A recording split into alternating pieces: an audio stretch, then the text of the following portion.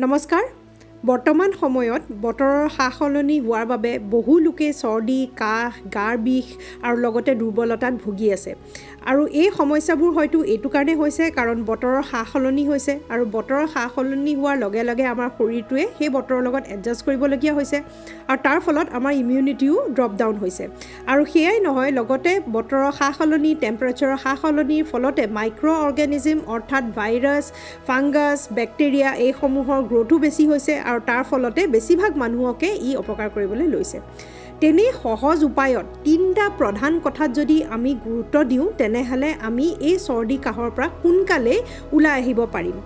বহু লোকে চৰ্দি কাহৰ বাবে নিজে সেলফ মেডিকেশ্যন কৰি নিজৰ বেমাৰ ঠিক কৰিবলৈ চেষ্টা কৰি আছে কিন্তু তাৰ পিছতো চৰ্দি কাহ ভাল হোৱা নাই কাৰণ এই দৰৱসমূহ এন্টি ভাইৰেল হিচাপে নাপায় এইসমূহ এন্টি বেক্টেৰিয়েল হিচাপেহে বেছিভাগ পোৱা যায় আৰু যিবোৰ কাৰণত আচলতে চৰ্দি কাহ হয় সেইটো সাধাৰণতে ভাইৰেল ইনফেকশ্যনৰ বাবে দেখিবলৈ পোৱা যায় এই ভাইৰাছৰ এগেইনষ্টত যুঁজিবৰ বাবে আমি তিনটা কাম কৰিলেই হ'ল প্ৰথমটো হৈছে আমি আমাৰ ইমিউন সিস্টেমটো ষ্ট্ৰং কৰিব লাগে আহক আমি কেনে ধৰণে ইমিউন সিস্টেমটো ষ্ট্ৰং কৰিব পাৰোঁ সেইটো বিষয়ে কথা পাতি লওঁ এই চৰ্দি কাহৰ সময়ত আমি আমাৰ ইমিউন সিস্টেমটো তেনে সহজতে ঠিক কৰিব পাৰোঁ আৰু সেইটো হৈছে আমি অকমান কুহুমীয়া পানীত নেমু টেঙা চৰবত অলপ বনাই ল'লে বা কুহুমীয়া পানীত নেমু এটুকুৰা চেপি ল'লে চেনি নিদিয়াকৈ সেই পানীগিলাচ যদি আপোনালোকে খায় তেনেহ'লে আমাৰ ভিটামিন চিৰ শৰীৰটো পৰিপূৰ্ণ হ'ব সাধাৰণতে কি হয় ভিটামিন চিটো আমাৰ ডেইলি প্ৰয়োজন হয় কাৰণ ই আমাৰ শৰীৰত ষ্ট'ৰ হৈ নাথাকে আৰু সেইবাবে সেই কেইদিনত যদি কুহুমীয়া পানীত টেঙা চেপি খায় তেনেহ'লে অতি সহজতে আমাৰ ইমিউন ছিষ্টেমটো গ্ৰ' হয় আৰু তাৰ ফলতে চৰ্দি কাহৰ এগেইনষ্টত ফাইট কৰিবলৈ সক্ষম হওঁ দ্বিতীয়টো উপায় ইমিউন ছিষ্টেম ষ্ট্ৰং কৰাৰ সেইটো হৈছে কেইটামান খাদ্যৰ মিশ্ৰণ কৰি আমি খাব লাগে যিহেতু মই ক'লোৱে আমি যিবোৰ মেডিচিন খাই থাকোঁ সেইবোৰ এণ্টিভাইৰেল নহয় কিন্তু আমাৰ পাকঘৰত পোৱা সহজতে পোৱা কিছুমান খাদ্য অতি সহজতে এণ্টি ফাংগাল এণ্টিভাইৰেল আৰু লগতে এণ্টিবেক্টেৰিয়েল হিচাপেও কাম দিয়ে আৰু সেইকেইটা বস্তু হৈছে আমাৰ আদা তুলসীৰ পাত জালুক লগতে ডালচিনি আৰু হালধি এই গোটেইকেইটাৰ বস্তু একেলগে খাব পাৰি কেনেধৰণে খাব পাৰি পানীত আপোনালোকে দি পেলাই ভালদৰে বইল কৰি ল'ব আৰু বইল কৰি পেলাই পানীটো যিমান দিয়ে তাৰ আধাখিনি শুকাবলৈ দিব উতলি শুকাব লাগে আৰু তাৰপিছত বাকীখিনি আপোনালোকে চেকি পেলাই সেই পানীখিনি খাব লাগে এই গোটেইখিনি বস্তুৰ পৰা বহুতখিনি বেনিফিটছ আপোনালোকে পাব আৰু এই বেনিফিটছৰ জৰিয়তে অতি সহজতে আপোনালোকৰ ইমিউন ছিষ্টেমটো গ্ৰ' হৈ আহিব এতিয়া যাওঁ দ্বিতীয়টো কথালৈ দ্বিতীয়টো কথা হৈছে যে আমাৰ চৰ্দি কাহৰ বাবে আমাৰ কিছুমান মিউকাছ ফৰ্মেশ্যন হয় মিউকাছ ফৰ্মেশ্যন মানে আমাৰ খেকাৰ ইত্যাদি আপোনালোকে জানে যে চৰ্দি কাহত একদম ডিঙিবোৰ খুব বেয়া লাগে খুব বেছিকৈ কফ জমা হ'বলৈ আৰম্ভ কৰে নাক চাক জাম হৈ যায় অনবৰতে কফ ওলাই থাকে হেঙুন ওলাই থাকে এইসমূহ হৈছে মিউকাছ ফৰ্মেশ্যন এই মিউকাছ ফৰ্মেশ্যনটো কিয় হয় আৰু কেনেধৰণে আমি ঠিক কৰিব পাৰোঁ মিউকাছটো সাধাৰণতে আমাৰ শৰীৰটো প্ৰটেক্ট কৰিবলৈ হয় যিহেতু আমাৰ পৰিৱেশত অতি সহজতে বহুত বেছিকৈ প্ৰদূষণ থাকে আৰু লগতে কিছুমান পলেন্স থাকে বা কিছুমান ভাইৰাছ থাকে ফাংগাছ থাকে টক্সিনছ থাকে যিবোৰ অতি সহজতে নাকৰ জৰিয়তে আমাৰ লাংছ গৈ পায়গৈ আৰু এইসমূহৰ পৰা বাচিবৰ বাবে আমাৰ শৰীৰে নিজেই এটা পাতল লেয়াৰৰ মিউকাছ চিক্ৰিট কৰি থাকে বা এৰি থাকে সেই মিউকাছে আমাৰ শৰীৰটো প্ৰটেক্ট কৰি ৰাখে কিন্তু কেতিয়াবা এই এলাৰ্জেন্সবোৰ খুব বেছি হৈ গ'লে বা ভাইৰেল ইনফেকশ্যনৰ ফলত আমাৰ শৰীৰে জোখতকৈ বেছি মিউকাছ প্ৰডাকশ্যন কৰে আৰু এই মিউকাছ যদি খুব বেছি জোখতকৈ বেছি হৈ যায় তেনেহ'লে আমাৰ নাক ইত্যাদি বন্ধ হৈ যায় আৰু সেয়াই নহয় লগতে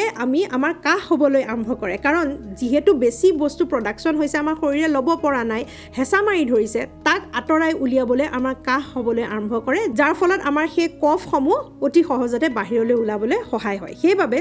চৰ্দিৰ লগত সাধাৰণতে কফো হোৱা দেখিবলৈ পোৱা যায় এই মিউকাছটো পাতল কৰি যিমান পাৰোঁ আমি বাহিৰলৈ উলিয়াই দিব যদি পাৰোঁ তেনেহ'লে ই বেলেঞ্চ হৈ যাব আৰু তেতিয়া লাহে লাহে আমাৰ কাহটো কমি আহিব কফবোৰো জমা হৈ নাযায় আৰু শৰীৰত অপকাৰো নকৰে মিউকাছটো আঁতৰাবলৈ তেনে সহজ উপায় সেইটো হৈছে হিট গৰমৰ শেক আমাৰ মিউকাছ পাতল কৰিবলৈ সহায় কৰে আৰু তাৰ বাবে কেনেধৰণে আপোনালোকে গৰমৰ শেক ল'ব পাৰে বিভিন্ন ধৰণে লোৱাৰ পদ্ধতি আছে প্ৰথমটো পদ্ধতি হৈছে আমাৰ ষ্টিমটো আমি জানোৱে যে নাকেদি আমি লওঁ কিন্তু যদি খুব বেছি কফ জমা হয় তেনেহ'লে নাকৰ লগতে আপোনালোকে ষ্টিমটো মুখেদিও অলপকৈ গিলিবলৈ চেষ্টা কৰিব এতিয়া বহুত বেছি উতলা ষ্টিমটো ঘপককৈ গিলি দিলে কিন্তু ভিতৰলৈকে পুৰি যাব অলপকৈ দূৰৰ পৰা মিহিকৈ যিটো ষ্টিম ওলাই গৰম পানীৰ সেই ষ্টিমটো এনেধৰণে ল'বলৈ আৰম্ভ কৰিব মুখখন বেছি জোৰছে মেলি নিদিব সৰুকৈ এনেকৈ যেন গিলিছে ষ্টিমটো তেনেধৰণে খাবলৈ চেষ্টা কৰিব আৰু সেই ষ্টিমটো যেতিয়া ভিতৰলৈ যাব সি আমাৰ কফসমূহ গলাবলৈ আৰম্ভ কৰিব পাতল কৰিবলৈ আৰম্ভ কৰিব আৰু তেতিয়া অতি সহজতে ই ওলাই আহিবলৈ সক্ষম হয়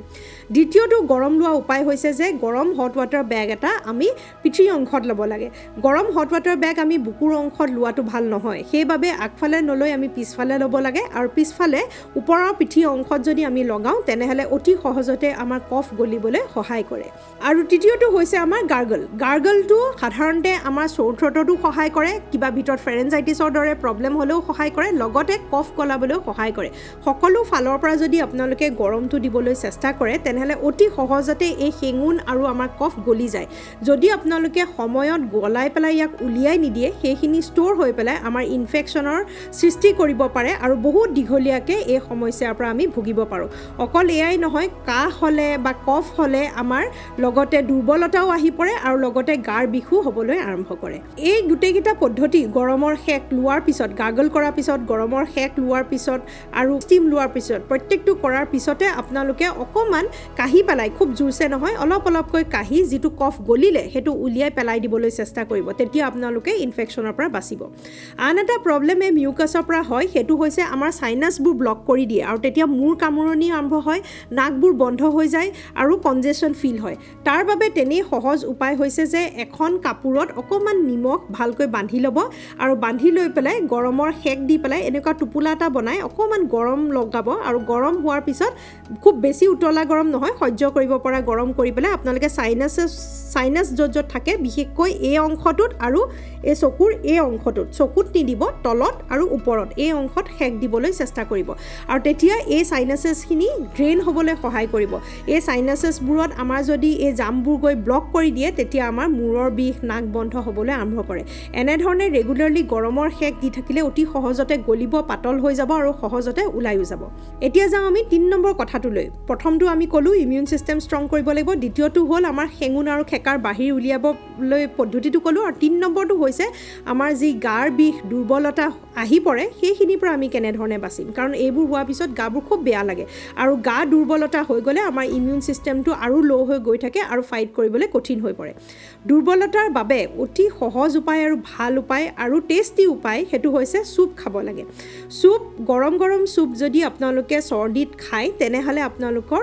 দুৰ্বলতাৰ পৰা বাচিবলৈ সহায় হ'ব কিহৰ চুপ খাব লাগে যিমান পাৰে আপোনালোকে শাক পাচলি ব্যৱহাৰ কৰিবলৈ চেষ্টা কৰিব যি ঘৰত শাক পাচলি পায় সহজতে চুপ বনাব পৰা শাক পাচলি বিশেষকৈ গাজৰ হওক বিটৰুট হওক বা লগতে জাতিলাও হওক কোমোৰা হওক যি বস্তু যি শাক পাচলি আছে আপোনালোকে দি পেলাই চুপ বনাব পাৰে লগতে কেইটামান গোমধান থাকিলে গোমধান ব্যৱহাৰ কৰিব পাৰে আৰু পাতলকৈ চুপ এটা বনাই পেলাই সেই গৰম চুপটো খাবলৈ চেষ্টা কৰিব লাগে যিমান পাৰে কৰ্ণফ্ল'ৰ ব্যৱহাৰ নকৰা চুপ খাবলৈ চেষ্টা কৰিব কৰ্ণ ব্যৱহাৰ কৰিব পাৰে গোমধান ব্যৱহাৰ কৰিব পাৰে কিন্তু তাৰ যিটো পাউডাৰ হয় ফ্লাৱাৰ যিটো হয় সেইটো ব্যৱহাৰ নকৰিব আন এটা দৰকাৰী কথা যে এই চুপত আপোনালোকে যদি নন ভেজ বনাই পেলাই খাব বিচাৰে তেনেহ'লে চিকেনো ব্যৱহাৰ কৰিব পাৰে নে নোৱাৰে নিশ্চয় পাৰে ই শক্তি দিব নিউট্ৰিশ্যন দিব প্ৰ'টিন দিব আৰু লগতে শৰীৰৰ গৰমটো বঢ়াব যাৰ সহায়ত আপোনালোকৰ চৰ্দি কাহ অতি সহজতে ভাল হ'ব আৰু এই দুৰ্বলতাৰ পৰা বাচিবৰ বাবে দ্বিতীয়টো দৰকাৰী কথা হৈছে যে অজস্ৰ পৰিমাণে পানী খাব লাগে পানীয়ে বহু ক্ষেত্ৰতে আপোনালোকক সহায় কৰিব যিমান পাৰে গৰম পানী খাবলৈ চেষ্টা কৰিব 3 নম্বৰ কথাটো হৈছে যে যিমান পাৰে শাক পাচলি খাবলৈ চেষ্টা কৰিব বিভিন্ন ধৰণৰ শাক পাচলি লগতে ভিটামিন চি যুক্ত যিবোৰ ফ্ৰুটছ বা ফল থাকে সেইসমূহ খাবলৈ চেষ্টা কৰিব মাছ খাব পাৰি নে নোৱাৰি নিশ্চয় মাছ খাব পাৰে বহু লোকে চৰ্দিত মাছ খাবলৈ ভয় কৰে কিন্তু প্ৰকৃততে মাছত ওমেগা 3 ফেটি এচিডছ পায় ভিটামিনছ আছে নিউট্ৰিশ্যনছ আছে আৰু প্ৰ'টিন আছে যি আমাৰ শৰীৰটো শক্তিশালী কৰি তোলে আৰু লগতে শাকৰ জোল খালে বহুত বেছি ভাল হয় জিয়নীয়া মাছ যদি আপোনালোকে পায় তেনেহ'লেতো আৰু ভাল হয় সেই জোলে আপোনালোকক নিশ্চয় অতি সোনকালে শক্তিশালী কৰি তুলিব এনেধৰণে আমি দুৰ্বলতাৰ পৰা অতি সহজতে বাচিব পাৰোঁ এই 3টা কাম আমি একেলগে কৰিব লাগিব এনেকুৱা নহয় যে বোলে অকল দুৰ্বলতা আঁতৰালোঁ আৰু বাকীখিনি নকৰিলোঁ এই 3টা কাম একেলগে যদি কৰে তেতিয়াহ'লে ভাল ফল পাব আৰু এইখিনি কৰিলে প্ৰকৃততে 3-4 দিনতে আপোনালোকে চৰ্দিটো ভাল হ'বলৈ আৰম্ভ কৰিব বেছিভাগ সময়তে আমি কেয়াৰ নলওঁ নৰ্মেল চৰ্দি কাহ হৈছে বুলি আমি এৰি থাকোঁ আৰু তাৰ ফলতে আমাৰ শৰীৰটো দুৰ্বল কৰি তোলে আৰু বেছি ইম্পেক্ট কৰে আৰু দীঘলীয়া হৈ গৈ থাকে আৰু তাৰ বাবে আমাৰ ঘৰৰ বাকীবোৰ মানুহৰো অপকাৰ হয় কাৰণ ই অতি সহজতে স্প্ৰেড হয় এনেধৰণে কৰিলে আপোনালোকৰ শৰীৰটো সকলো ফালৰ পৰা ইম্প্ৰুভমেণ্ট হ'বলৈ আৰম্ভ কৰিব আৰু এই বতৰৰ চেঞ্জেছৰ বাবে আপোনালোকৰ যি অপকাৰ হৈছে ইয়াৰ পৰা অতি সহজতেই বাচিব আৰু সেইবাবে মই আশা ৰাখিলোঁ যে আপোনালোকে এই ভিডিঅ'টো শ্বেয়াৰ কৰে যাতে সকলো লোকেও পায় নতুন এটা ভিডিঅ'ৰ যোগেৰে লগ পোৱাৰ প্ৰতিশ্ৰুতিৰে আজিলৈ সামৰোঁ নমস্কাৰ